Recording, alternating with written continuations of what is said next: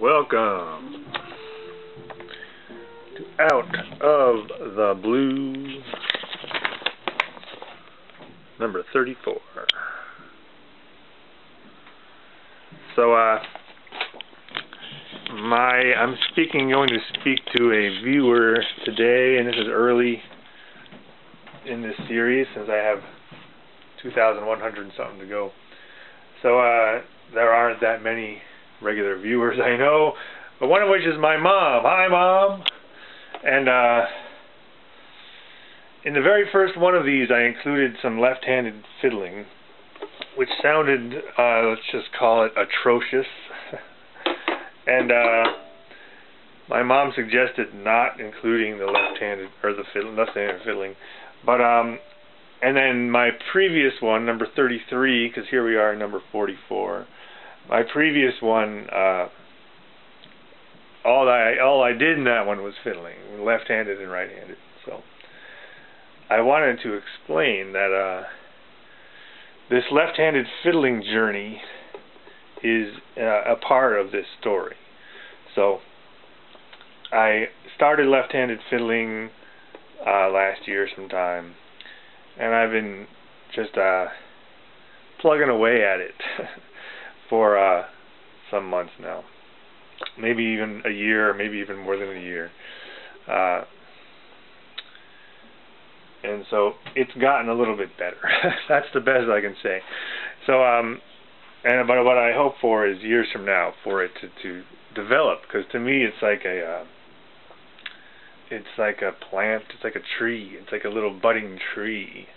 So what this is, to speak in metaphor, is a little oak leaf popping out of the ground. You know, sometimes in the spring you see those.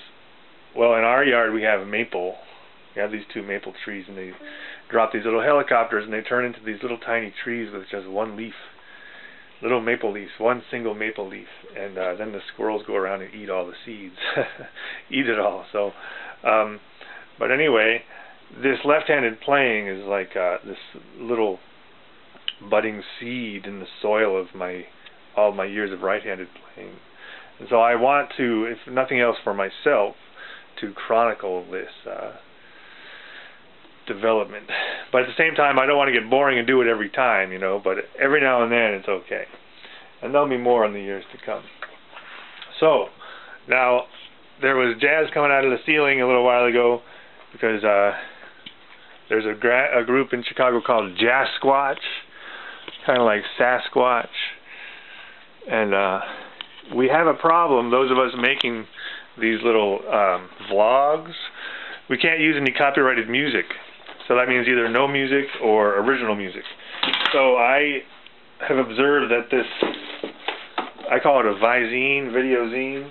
The video zine community is also intertwined with an original music scene kind of coming out, because you have to use original music, because YouTube will shut down anything that has copyrighted music in it. So anyway, Jazzquatch.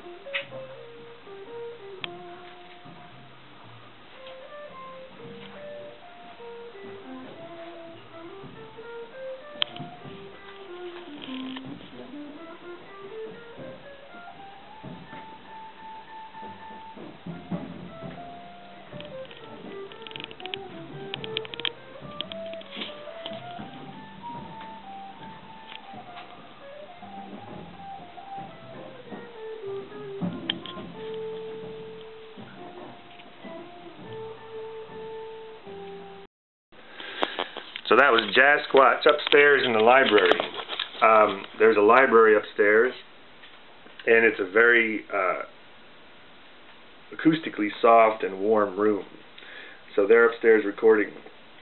Look up Jazzquatch for more information.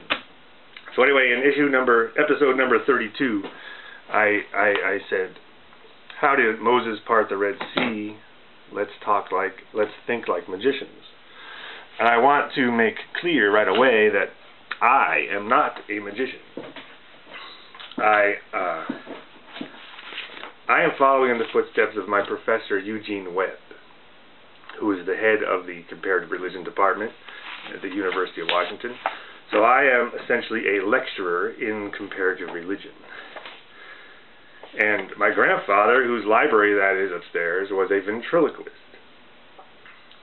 And if you look into the history of ventriloquism, you see the earliest, other than animals, because animals sometimes throw their voices too, but in humankind, the history of ventriloquism starts with high priests of ancient religions using ventriloquism to make an idol or a rock or some other thing talk.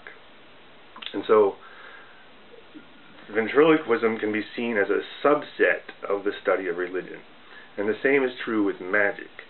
Magic can be seen as a subset of the study of religion. So, when I say think like a magician, I am not speaking as a magician. I am speaking as a lecturer in comparative religion.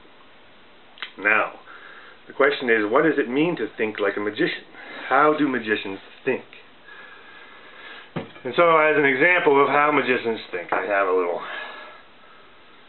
scale, right, and an apple. And I will explain to you how magicians think. So I'm going to put the scale here, and I have been practicing my levitation skills, and I've been building the weight that I can levitate, and right now I'm up to 4 to 6 pounds. Depends on the phase of the moon. On a good day I can levitate 6 pounds. But as a workout, as exercise for my levitation ability, I've been trying to balance this apple and just hold it for a while. So let's see if I can do this today. Here. Better angle. Ready? I'm going to focus the powers of my mind. And I'm just going to see if I can hold the other side. Okay? And hold it so that the apple appears to levitate. So what am I actually doing? I'm thinking like a magician, and the magician thinks like this: the transference of causation. So, I am not going to tell you how I am making this apple appear to float, but I am going to tell you that I am transferring the cause. There's a transference of causation going on here where I am claiming to do it with my mind, but hint, hint, I am not really doing it with my mind. And so, when we talk about Moses and the Red Sea, now, we could think about it in a couple different ways. We could think about it like an engineer. How did Moses part the Red Sea? Well, an engineer might think that you get a pump, a 1,000,000 gallon an hour pump, and with a 1,000,000 gallon an hour pump, you can pump a channel through the Red Sea. Or a theologian might say that Moses was the leader of God's chosen people, and he commanded it, and through the power of God it was done. But a magician, we're going to think about it like a magician, and that means we're going to think about the transference of causation. So, what else could have caused this? What else could have caused this that the magician can take advantage of this other cause and take that cause and transfer it to himself? So what could have caused it is an extremely low tide. During a very low tide, sometimes a land bridge caused by a berm. Berm. Dictionary. Berm. A ledge or shoulder as along the edge of a paved road. So, hold on. So a very low tide could have exposed a berm that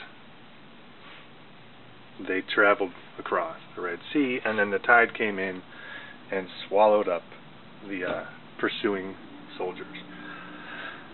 Now you could say maybe Moses was divinely led to a spot where this would happen, or you could say maybe Moses was divinely led to someone who had local knowledge of where and when this would happen.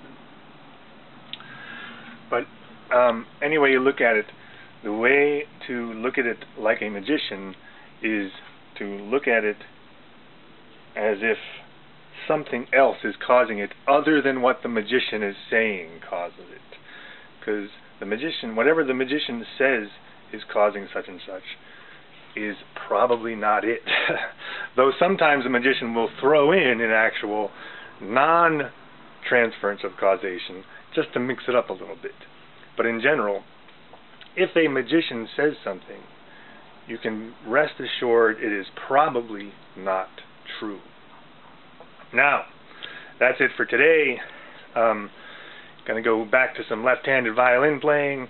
I have a gig tonight with Jimmy the Irish Touch opening.